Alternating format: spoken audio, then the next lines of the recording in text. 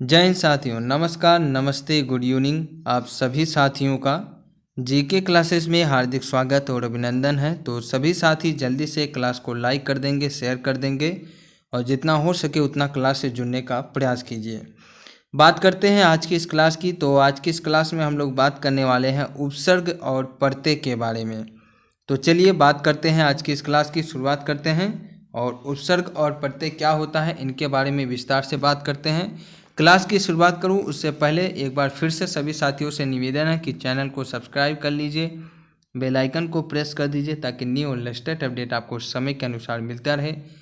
अगर क्लास आपको पसंद आती है तो क्लास को लाइक करें, अपने सभी साथियों में शेयर करें और कमेंट बॉक्स में कमेंट करके ज़रूर बताइए क्लास आपको कैसा लगा।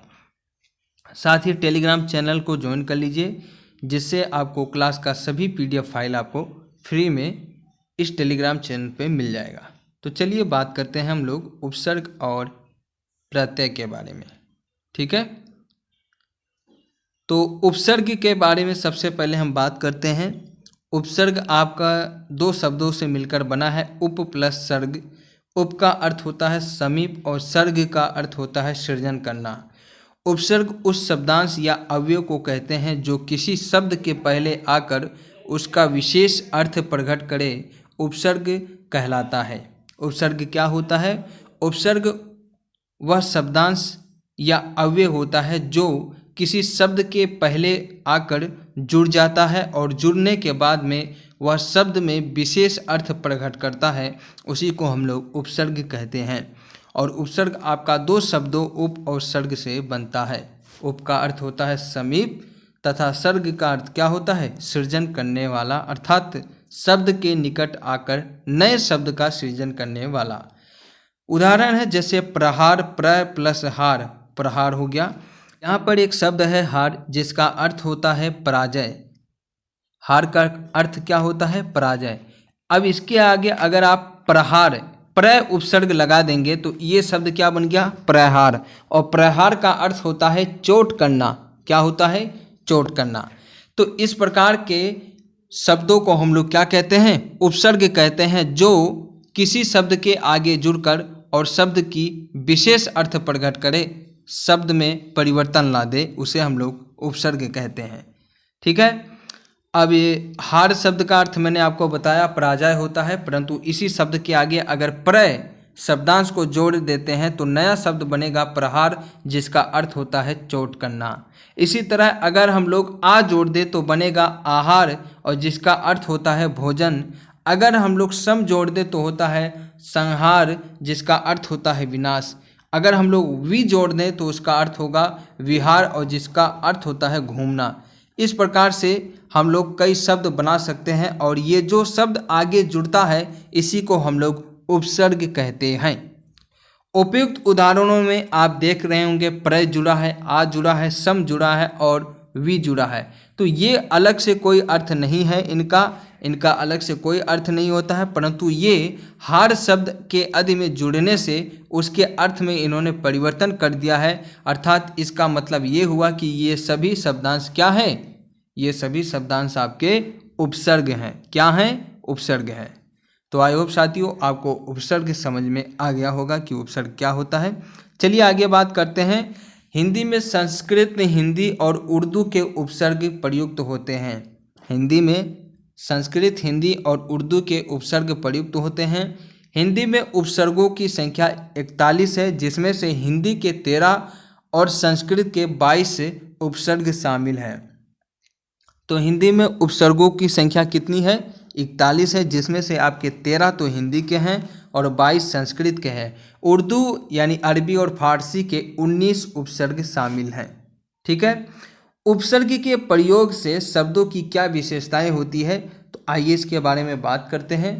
उपसर्ग के अर्थ में एक नई विशेषता आती है और उपसर्ग जब किसी शब्द में जुड़ जाता है तो शब्द के अर्थ में एक नई विशेषता आ जाती है।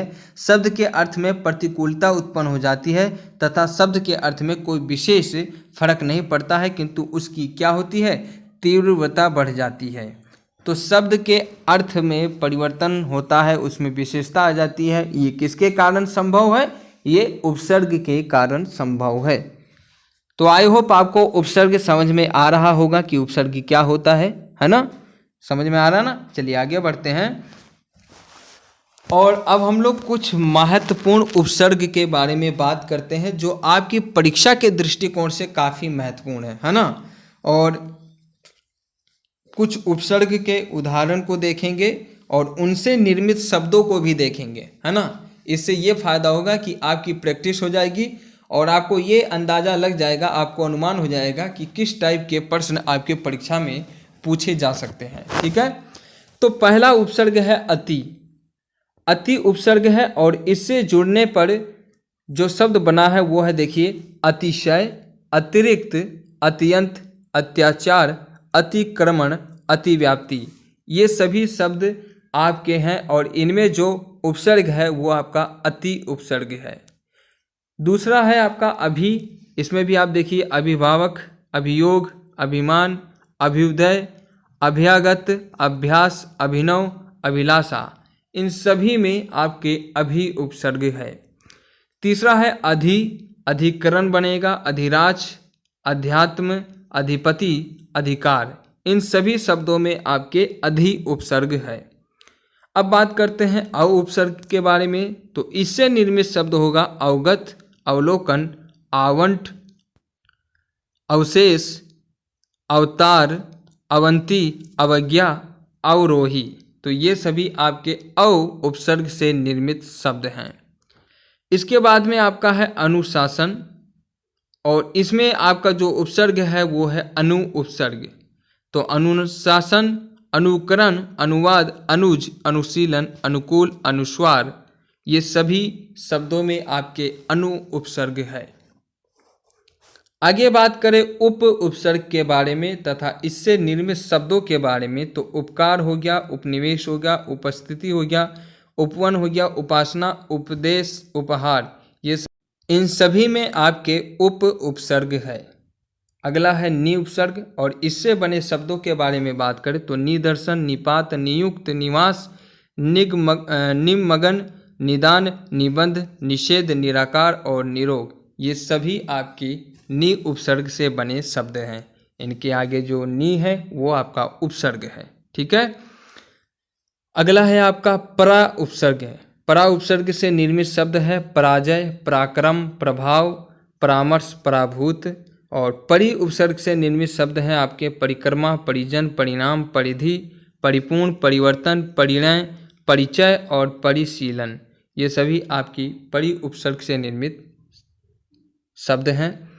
परय उपसर्ग से निर्मित शब्दों के बारे में बात करें तो प्रकाश हो गया, प्रचलन हो गया, प्रजनन हो गया, प्रज्वलित हो गया, प्रयास हो गया, प्रस्थान हो गया, प्रणय हो गया और प्रताप हो गया। इन सभी शब्दों में आपके प्रय उपसर्ग शामिल है क्योंकि उपसर्ग जो होता है वो शब्द के आगे लगता है और शब्द के अर्थ में विशेष परिवर्तन करता है।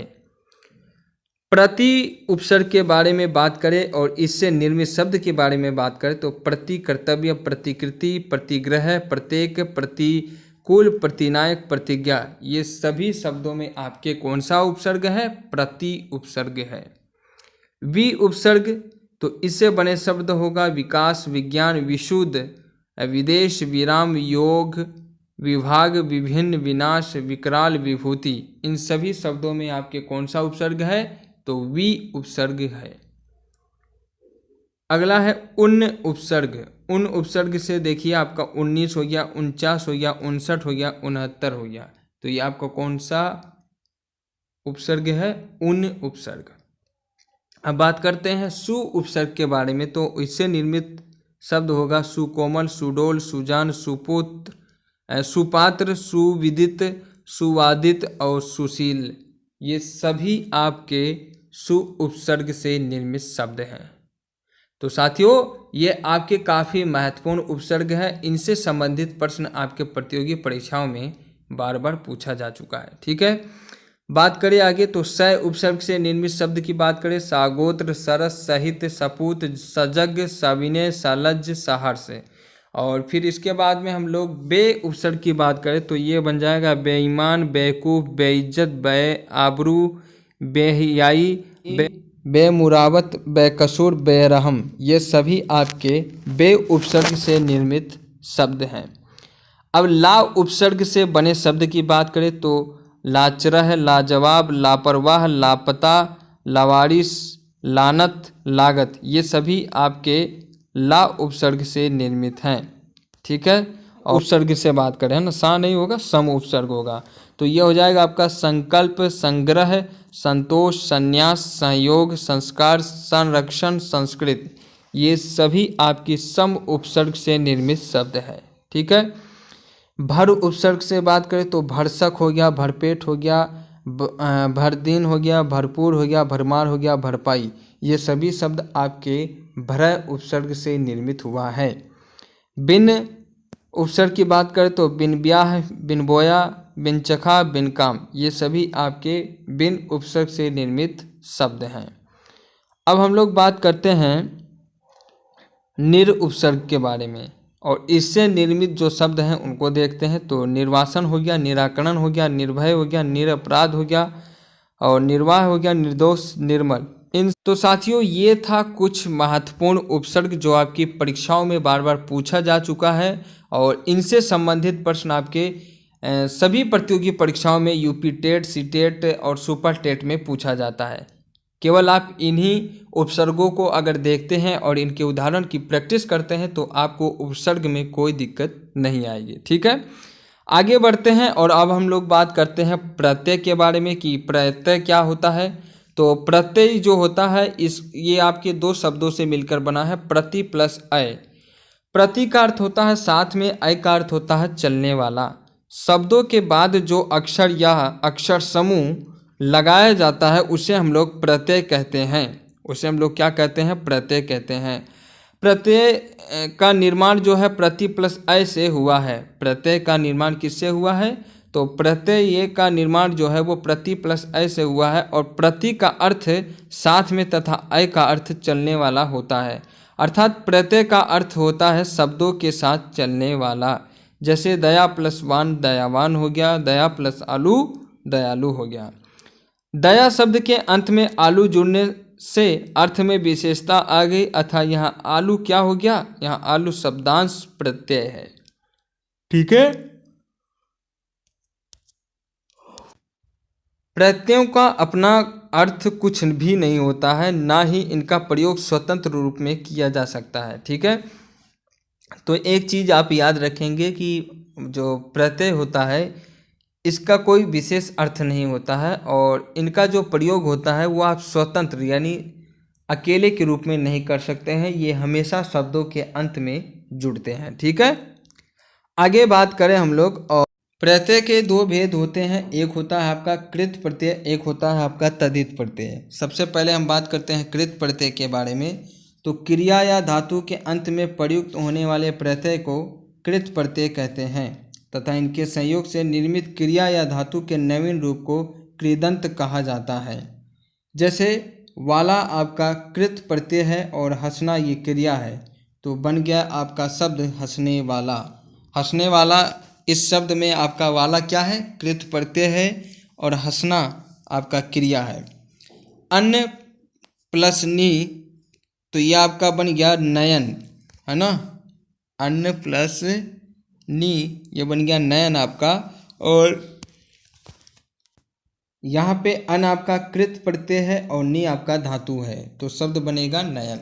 ठीक है, हिंदी में साथियों कृदंत विकारी तथा अविकारी दोनों रूप में होते हैं। विकारी कृदंतों का प्रयोग संज्ञा अथवा विशेषण के सदृश होता है, और अविकारी कृदंत का प्रयोग क्रिया विशेषण अथवा संबंध के दृश्य में किया जाता है। तो हिंदी में कृदंत विकारी आपके और अविकारी दोनों रूप में होता है। इसमें से विकारी कृदंतों का प्रयोग हम लोग संज्ञा अथवा विशेषण के सादृश्य करते हैं, जबकि अविकारी कृदंत का प्रयोग हम लोग क्रिया विशेषण या संबंध के सदृश में किया जाता है या करते हैं। ठीक है, आगे बात करें हम लोग तो कृत प्रत्यय के उदाहरण की बात करें तो इसमें अय और चल, अय आपका प्रत्यय है और चल आपका धातु है। जब इसको हम लोग मिलाएंगे तो आपका बन जाएगा चाल, और चाल यानी चलना होता है। अंत प्लस कथा कथांत हो गया, और अंत प्लस दुख दुखांत हो गया। आई प्लस भल भलाई हो गया, क्योंकि यहाँ पे धातु में हम लोगों ने प्रत्यय जोड़ा है और नया शब्द प्राप्त किया है।